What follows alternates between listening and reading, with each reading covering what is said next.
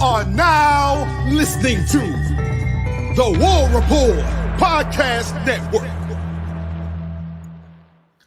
What is up, everybody? Welcome back to the College Loop Podcast, episode 246 of the College Loop Podcast. I'm Dylan, able to take on Twitter here, talk to you about the Auburn football game that happened last night. We are back into Auburn football. Last time we met, we were getting ready for Auburn football. Now we have watched Auburn football. So great, outstanding game yesterday. I was in attendance for it. Environment was absolutely awesome. Definitely sold out crowd. It was great to be back in the midst of all 88,000 of my closest friends and family. But getting into the game, and I have it split off between just basic thoughts, offense, defense, special teams. I have grades, players of the game, and then end of the show is going to be me kind of ranting about how college football went. So just starting off again, I said the environment was off the charts. The team itself was off the charts. This was definitely a new feel to this team. I mean, last year, and a good day for to wear orange and blue as well, Teresa, both the navy and burnt orange variety as well as the UTSA variety. So, so substantial different feel from this team coming from the week one. I mean, of course, they played a lesser opponent in Alabama A&M, who their band was awesome, by the way. They were awesome to watch during the halftime show, but you saw a difference in this team, and we talking about it going into the game. I expected a lot of running. I did not expect very much from the pass game. I was like, okay, well, this is going to be a just run of the mill. Let's just run it down their throats the entire game. We're going to have 500 yards rushing and like 80 yards passing. No. Hugh Freeze came out of the gate just ready to throw the ball. Auburn threw the ball 28 times this game. 21 of those coming from Peyton Thorne, 5 from Hank Brown, 2 from Holden Gerner. Auburn only ran the ball 18 times. And part of the big difference between what this team looked like from last year and what it feels like right now, Hugh Freeze was getting in players' faces. If they were making mistakes, Hugh Freeze was talking to them after the play. And you saw active coaching from Hugh Freeze. I mean, last year, he was more hands-off on the offense. It was Montgomery's offense to run, and then Hugh Freeze would kind of make his own plays whenever he wanted to. But this year, this is Hugh Freeze's offense. So you saw that, you felt the importance that Hugh Freeze sees in wanting this offense to succeed. You saw a lot of confidence given to, the quarterbacks. Peyton Thorne was able to throw the ball down the field a good amount of times. I have the longest pass of the day from him. If I can pull it up, I know it was like was like a 74-yard touchdown, if I'm not mistaken. I'm trying to remember which player actually got that one, but I'll get to all the receivers in just a second. But not only did I feel like this game was great for the team in general. I mean, as I said, there's a different feel from this team, even though they played Alabama A&M. The longest pass of the day was 70, so I was right about that. That was a Perry Thompson touchdown. Recruiting was an outstanding accomplishment in this game, this weekend in general. And Tuesday, I'll go in depth about the recruits that were at the game, and some of the guys who are now getting predicted to flip to Auburn or commit to Auburn after decommitting from a certain team in the state of Florida. I mean, Auburn is just riding a high right now. You score the second most points you've ever scored in a game at 73, and I messed up the caption on the post. I apologize deeply, but I was desperately waiting for the record to be broken in the game. But kind of going to the offense, just because Auburn is recruiting so well. I don't think they'd really specify that. I'm going to get into that in Tuesday's show. Kind of get to the offense again. 73 points scored in this win over Alabama A&M. Second most points scored. 4 points away from breaking the record. 2 fumbles away from breaking the record, I might add. But a fact that I heard, and it was all over Twitter, was the fact that Auburn scored 6 touchdowns using their wide receivers from this season already. 6 touchdowns from their wide receivers. Last season, Auburn had 7 touchdowns from their wide receiver core. So you're going into a season where you're really boosting up the fact that your wide receiver core is so much more improved. And see, and this is the weakest link kind of gets to here right here. It was a win against a lesser opponent, but they did what they were supposed to do. PT looked better at times, and KLS and the Freeze 4 all look legit right there. I'm going to get to all those guys in just a second. But you as I said, the 6 touchdowns scored already by the wide receiver core. That's only one less than last season. And you saw it from Peyton Thorne. You saw the confidence that he had in this wide receiver room. He was throwing dots all over the field. It was a short game, middle, the intermediate passing game, and then the deep ball was all there.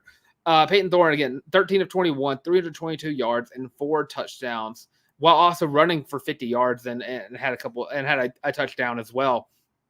You saw a different kind of Peyton Thorne last night. You saw a Peyton Thorne that the coordinators and the coaches were behind 100%. The receivers, the line, the running backs, the tight ends were behind 100%. Auburn hasn't had that in a couple of years. It definitely didn't have it last year, which is why the season kind of played out the way that it did. And a huge part of so I don't want to say surprise of this game, but I guess it would kind of fit in that realm. Auburn only ran the ball again 18 times, 177 yards. No Auburn running back got over 60 yards. Jarquez Hunter led the team with 53, got a touchdown. Peyton Thorne, 49, again, got a touchdown. Jeremiah Cobb got 26. Justin Jones got 24 on 1 carry. Sean Jackson got 13. And Damari also was able to get 3 carries and also got in the end zone as well. I went into this game fully expecting this to be a run-heavy attack from the Auburn Tigers. I walked out of this game booging a bit. I was booging. The glasses are right here. I'll put them on just for a second, just because they're kind of uncomfortable to wear whenever the hat's on. Auburn's passing game, again, I've said this multiple times, and that's why the booging glasses are on. Auburn wide receiver core this year has the potential to be the best wide receiver core Auburn has ever seen. Keandre Lambert-Smith had an outstanding first appearance as an Auburn Tiger, as did Malcolm Simmons, Perry Thompson, and Cam Coleman. And Sam Jackson V had an outstanding touchdown catch as well. And just kind of get into those guys. Malcolm Simmons, again, the guy who came in, he didn't get to practice in the spring, as did Perry Thompson, kind of in the same realm. Both guys led the team in receiving yards. Malcolm Simmons came in and I believe made the first catch of the ball game, if I'm not mistaken, on the not a drag route, but like a play action pass. And just went off from there. I mean, he had a 57-yard touchdown pass from Hank Brown. He had another touchdown added to it with a blocked punt by Micah Riley that he was able to find when it bounced off the ground. And they just played their minds out. Perry Thompson made a great 70-yard touchdown grab, and you see the athleticism from these guys, and I'm shaking the entire desk. And I'm going to take these off because, again, it's kind of hard to wear these and a hat at the same time. But you saw the shift in the right direction. You saw the difference makers being difference makers on this team. And last year, Auburn had a bunch of guys who could have been that. I mean, Jay Fair was a very good receiver last year, and Auburn was self-reliant on the tight ends last year. And that was very easy to tell based on how the stat book looked. If you look at the receiving yards from this game, Auburn only had Rivaldo Fairweather get 1 catch for 7 yards. That's the only tight end that got a catch. And Rivaldo Fairweather was very close to having a couple more, had a couple of drops, and one of them, it would have been an amazing touchdown grab. He was able to catch it on the ground. But you're seeing the change happen in the offense. And again, this is not something Auburn fans are going to be used to. I'm not used to it. I've been around for 24 years and been an Auburn fan for consciously 20 of them. I've never seen an Auburn passing game like this. And again, Alabama A&M, but every other time I've seen Auburn play against a team like an Akron, like an Alabama State, like a other G5 FCS opponents, Auburn tends to run the ball a lot because, they have the talent to do so. They have the advantage to rush for a lot of yards against other teams. And they have that this year. They're confident in that. And they were confident enough in the fact they have a good running game to not use it yesterday. And again, you saw Cam Coleman make an absolute amazing stutter step. He's a stop and go and fool the defender and get wide open for a touchdown grab, the second touchdown of the game. You saw KLS get his first touchdown of the Tiger off of a play action pass in the end zone.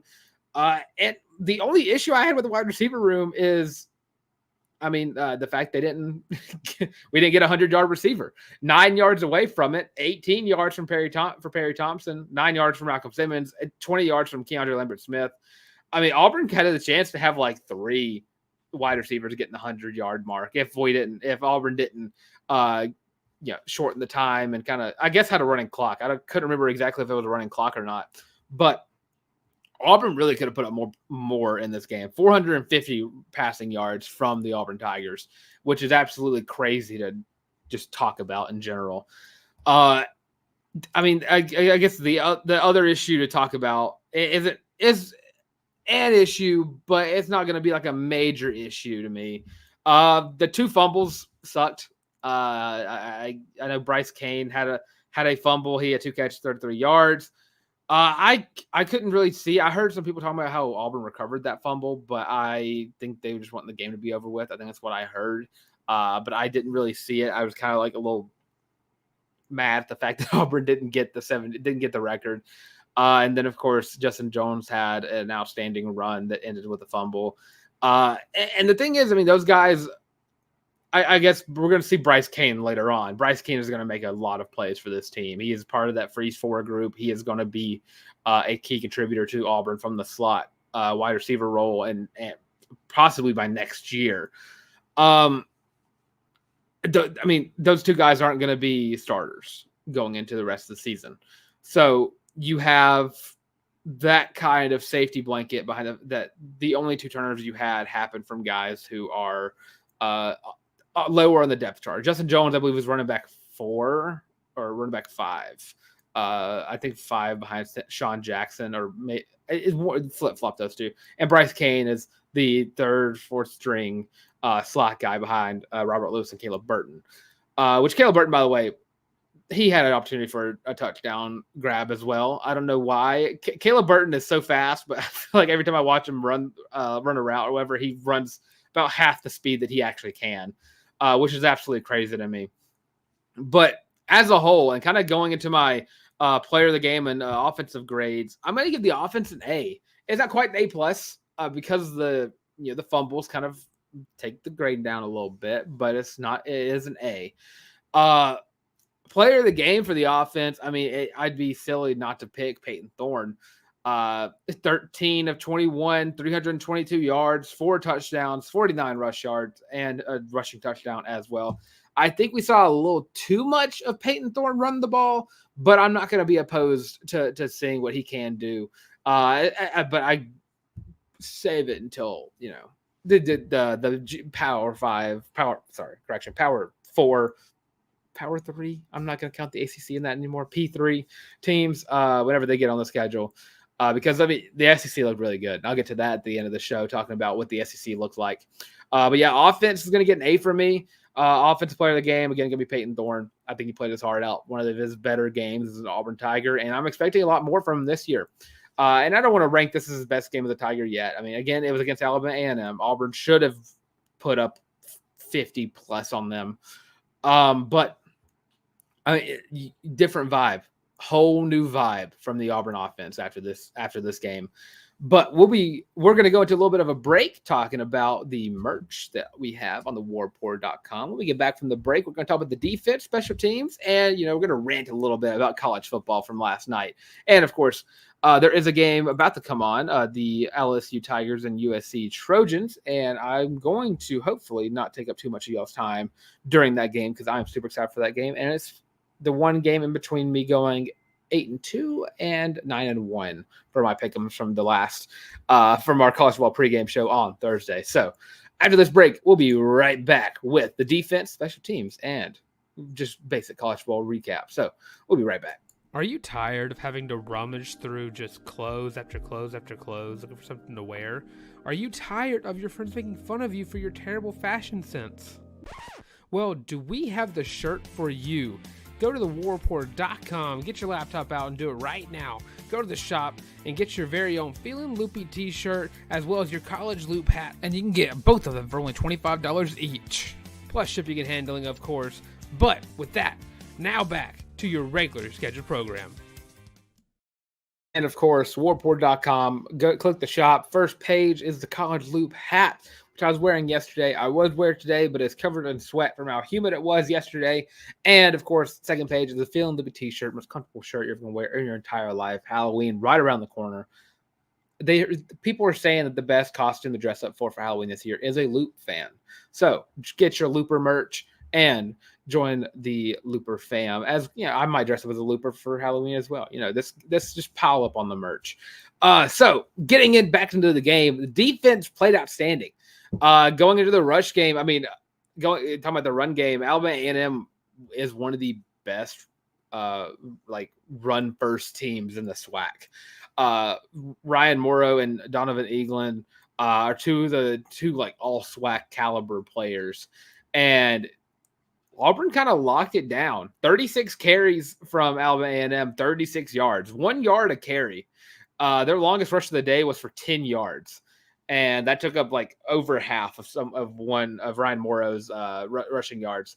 Passing wise, they were able to find some. I don't want to say they got a lot of yards late, is what I would say. I mean, a lot of slant routes, a lot of quick passes. Auburn didn't get a lot of sacks last night because of the quick passes. And of course, they had one just outstanding catch off of a tip drill that JC Hart should have picked off. But the locking down the run game against a team, I mean, again, a lesser opponent, but an opponent that specializes in how good they are running the ball. And I was very excited to see how this defense looked. Only give up 3 points, which is outstanding in any kind of football game, no matter what. I will say, highlighting players, there were 7 true freshmen last night, 7 guys from class 2024 who all registered some kind of stat on the box score, whether it have been a tackle, a sack, a TFL, which all kind of fit into the same mold, a PBU, or so on and so forth. And I guess one guy who did get a defensive stat per ESPN is Malcolm Simmons for his punt block, or not his punt block, but his punt return touchdown. One guy I'm going to highlight right off the bat because I feel like a lot of people haven't been talking about him enough, and I've been talking about him since he signed. Blake Blockton had an outstanding game. He came in just in the first time I saw him check in, he immediately made a play. He had 3 tackles, he had a sack, and 2 TFLs. He was a monster. He was an absolute monster, and he fits right in the defensive line. This defensive line is outstanding. And I don't know. I'm booging a lot. Don't worry, I'm booging a lot. We're going hopefully a reality check will happen later in the season after the college football playoff when Auburn wins it all. But I'm gonna keep booging about this defensive line because they looked great. Philip Bleedy was a monster in the other defensive line. You saw Isaiah Rakes come in. Jason Jones made some plays. But Malik Blockton, I will die on the hill because I was one of the trailblazers of people who talking about how this guy is going to be an X factor right away. And Auburn has another guy like that, Malik Autry, in the class of 2025. And I can't wait to see the I'm trying to think of what to call it. But right now it's kind of the Maliks on the midway because that just – I don't know what midway would come from. I'm just kind of going off put Mosh as the midway because they are going to be so fun to watch. They are going to be another like Derek Brown, Marlon Davidson like duo again. I am fully counting on betting on that because I'm super excited for what this defense line's future is in the Hugh Freeze era. But 7 true freshmen were able to get in, and you saw a lot of those guys around the place. The guys getting in early, like we blocked in. You saw Kinsley Foston, who Kinsley Foston made a great play in the air, but I know for a fact that Caleb Harris absolutely folded an A&M wide receiver, which was, I mean, it wasn't an Auburn player getting hurt, or getting hit like that, but everyone was still going like, ooh, because that. I wouldn't be able to get up from that. I would probably need the stretcher to come out if I got hit like that. So kudos to Alabama A&M's wide receiver that took that hit. But you saw Marsh Williams come in. He looked the part. He's looked the part since he came on the campus for his visits, of course. I really like the formations of the teams as well, and I'll kind of highlight that because you saw some new looks, saw some 3-man fronts followed by your edge rushers and Kieran Crawford and Jalen McLeod both kind of playing the linebacker role. Jalen McLeod, again, outstanding game from him. He was everywhere. Again, the speed rusher as well as Kieran Crawford's power rusher. Those two guys are going to combine for a lot of sacks this year. You only saw, I think it was 3 sacks on the dot. So 3 sacks. You got Bleak Blockton getting 1, McLeod, and I believe Keldrick Falk got 1. So 11 TFLs. This defense was out for blood. They were getting behind the line of scrimmage, and they were forcing losses on plays, disrupting. I'm trying to remember who exactly had the PBU from the defensive line. I think it was Robert Woodyard, who got to highlight Woodyard for a second. I remember earlier this offseason, he was testing the portal a little bit, came back. He looked like he was slimmed down a lot. He looked faster too. I just see a lot of development that happened for Robert Woodyard that needed to happen for Woodyard. I remember whenever Auburn got him and flipped him from Alabama, it was just a big deal. Hadn't quite lived up to the hype yet, but based on how he played yesterday, I mean, he looked great. He looked awesome. So I can't wait to see what his season looks like, because I think this defense, I mean, they 37 starters on a defense is kind of hard for teams to kind of do anything against. Also, a lot of great plays out of Sylvester Smith, who came second on the team in tackles, the safeties. You didn't really hear a lot from Jaron Thompson, I don't think, if I'm not mistaken. I don't think he even I'm trying to look him up on the depth chart. We're trying to remember if he even – okay, he got 2 tackles. But Sylvester Smith and Kinsley Foster and Caleb Harris, all 3 made like big-time impacts in the game. But I'm super excited to see more of the defensive front of Jalen McLeod and Kieran Crawford. Those 2 are going to destroy offensive lines, especially when they're both playing from the linebacker position. But kind of going in after the defense now, my defensive grade is going to be an A. I do think they kind of gave up a lot passing yards wise, but that's going to happen as the game goes on. So I'm going to only take it off a little bit. Across the board, it's A. So far, A average is a outstanding score. You're looking at a 4.0 GPA right now. Defensive player of the game is going to go Jalen McLeod. 5 tackles, 1 sack, 2 FLs. McLeod was everywhere. J-Mac was everywhere. Last night, you saw the speed out of him. You saw just him just being as high motor as always. Jalen McLeod is going to finish with, I don't want to say double-digit sacks, but 8. I think 8 sacks is going to be where I see McLeod at the minimum. He's going to get 8 sacks this year. He is going to get double-digit sacks this year. I'll say it. No, double-digit sacks at Jalen McLeod this year. I think he is just the speed that he has, the technique. He is just so good. So Jalen McLeod, player of the game for week 1. Kind of rounding out the game by game. Recap special teams in my microphone. Sorry about that, everyone. I guess it loosened up as it spun backwards on me. Hold on a minute. Sorry. Special teams. Towns Magoo came in for Alex McPherson. I almost called him Evan McPherson, his brother, who again has been kicking, but did not kick last night. Trying to hold off for him, make sure he is 100% ready to go. Towns Magoo came in, made a field goal, his 1 attempt of the night, and of course then made 10 extra points. So I think he had a great game. And of course Auburn has the best 2-man kicker tandem in the country. I think that's without a doubt facts. And of course we've seen Towns Magoo before at 8A. He made all of his kicks that he attempted at 8A. Of course made the 58 yarder that won the game. The kicker, no complaint from the kickers whatsoever. Other special teams things. I love Oscar Chapman. It was a great 46-yard punt earlier on. I guess it kind of shanked a little bit, but it still went. It still went the distance. But something about just a game where you don't see Oscar Chapman in the good way, like no turnovers or whatever. which Auburn had 2 that I'm not really going to hold against them too much. I would love it if Auburn didn't have to use Oscar Chapman too much this year. That's what I'm loving from this offense. And as well as Keontae Scott looked as good as ever as returning punts. You also had a punt return touchdown, quote unquote. I don't know if that I think it counts because it's a punt return touchdown, but it's a punt block touchdown. I don't know what the exact rules are, but Malcolm Simmons, of course, got the punt return touchdown last night. Michael Riley got the block.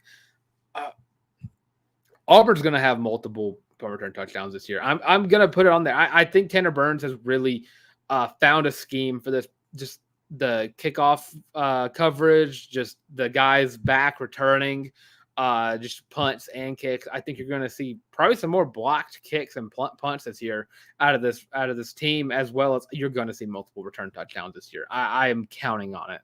I think that Auburn has had it too long to where they weren't getting one a year.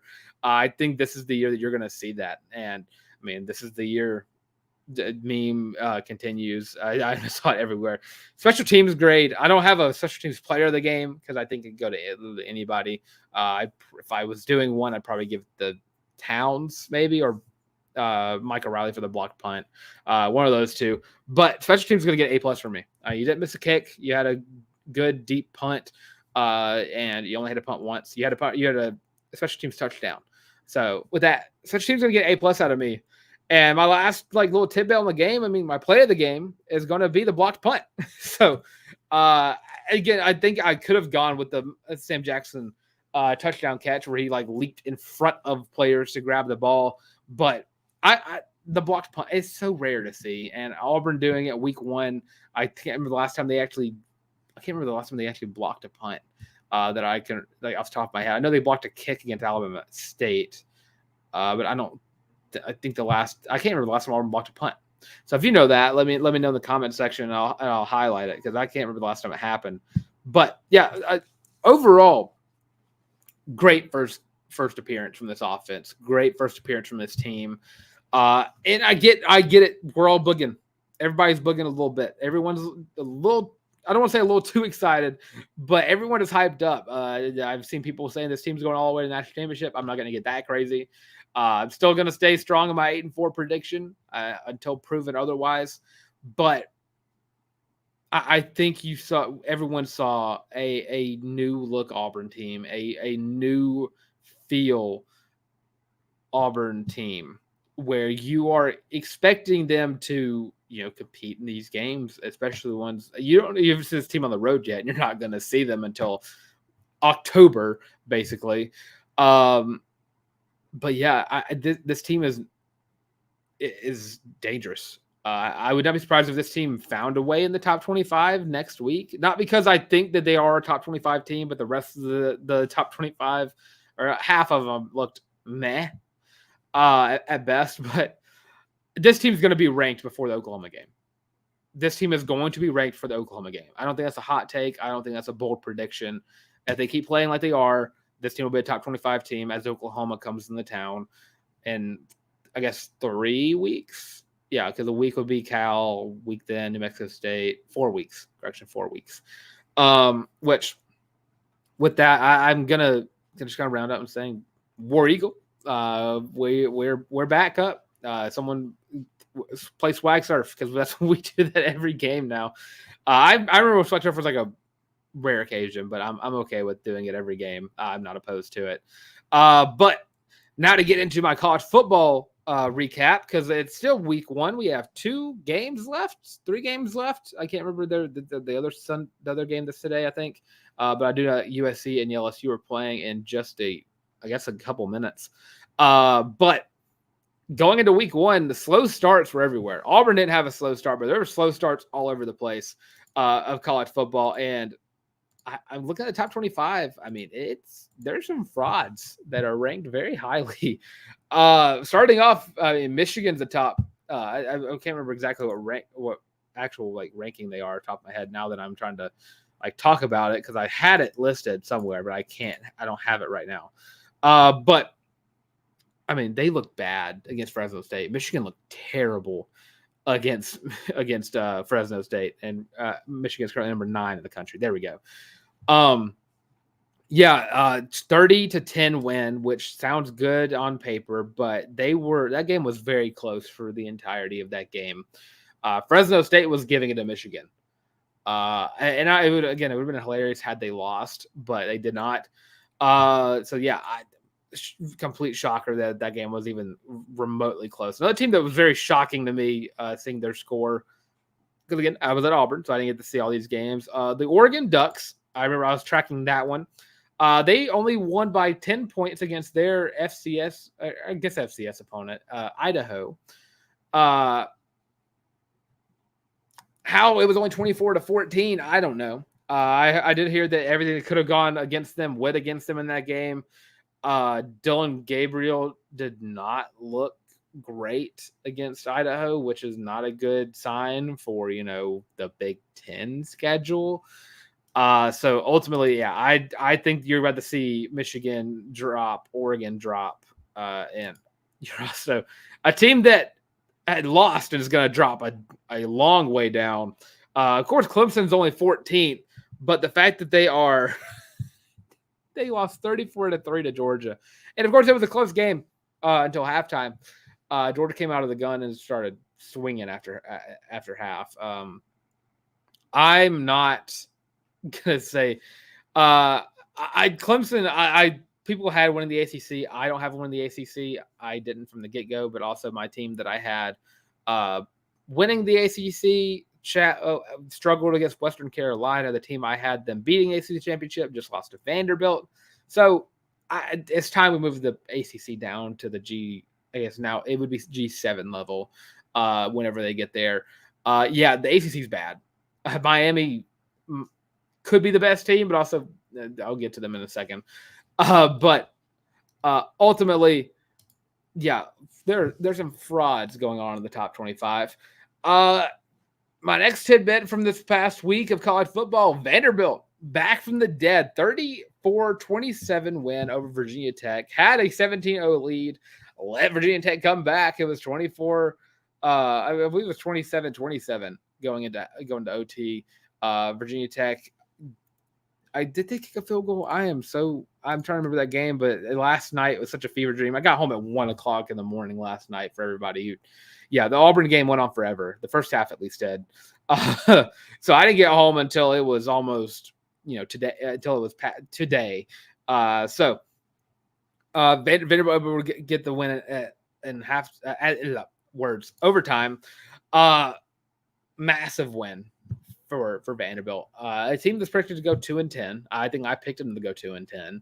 I definitely didn't give them a chance in this game, and I apologize deeply, Clark Lee and Diego Pavia, who please do not do what you did to Auburn again. Please, fingers crossed that you don't have a bad game that game. That could be your one bad game of the year. I don't care if Vanderbilt goes 11-1 as long as that loss is to Auburn. I'd actually be okay with them going 11-1. I would not even really be against that. So going into this, the SEC is just full of high-flying offenses going into this season.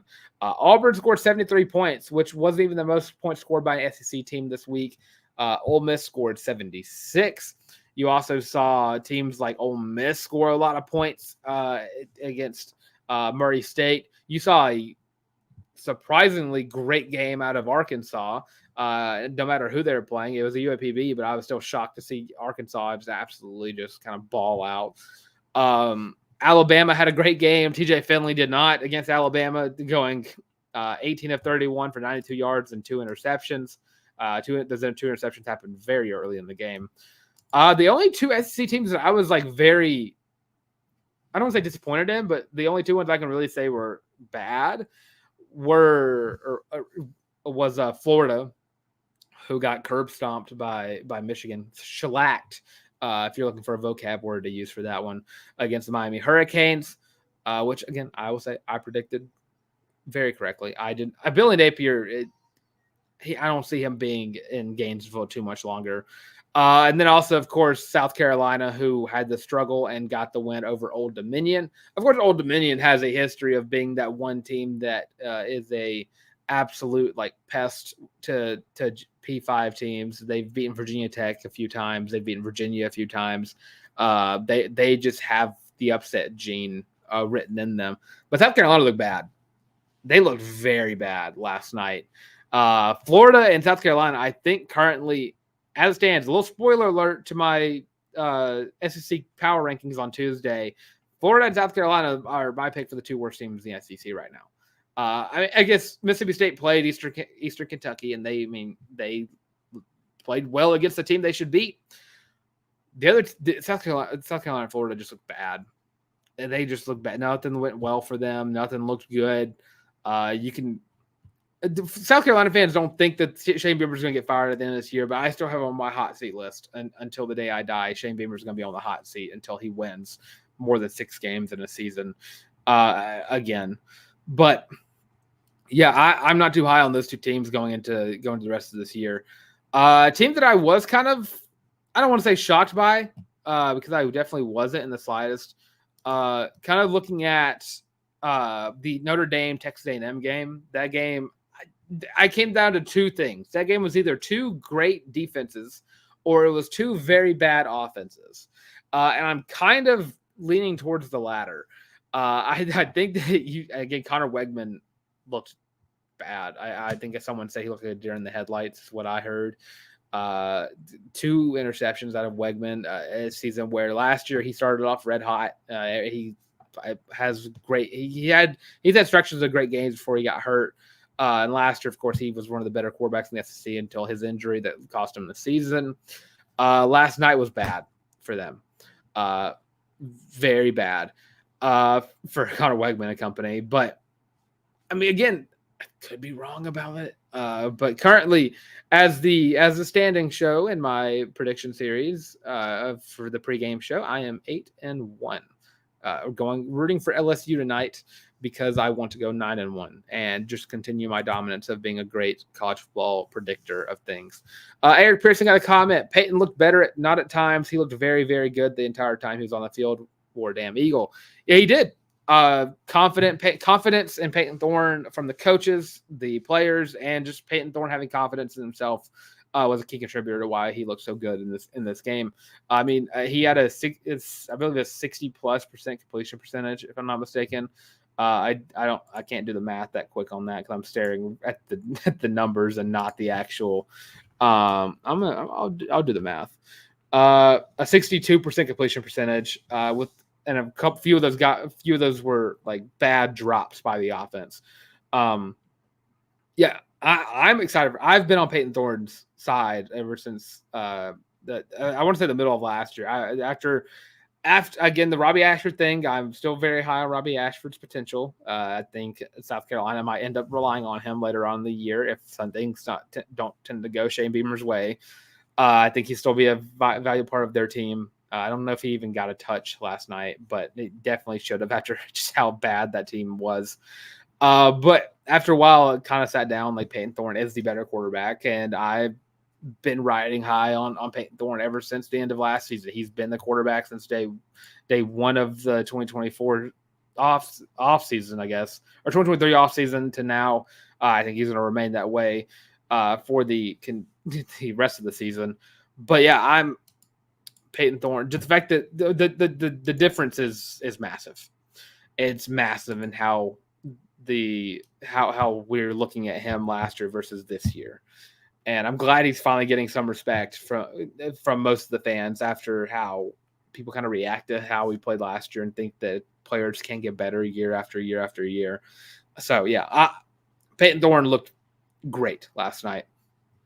But yeah, as I said earlier, Robbie Ashford, no snaps from Robbie Ashford, or at least he's just not on their depth chart, or not their box score. So yeah. Lenore Sellers, by the way, for South Carolina, QBR of 17.7 and a 4-point win over Old Dominion. There you go. So every South Carolina fan who hated me for saying Shane Beamer's on the hot seat, just saying.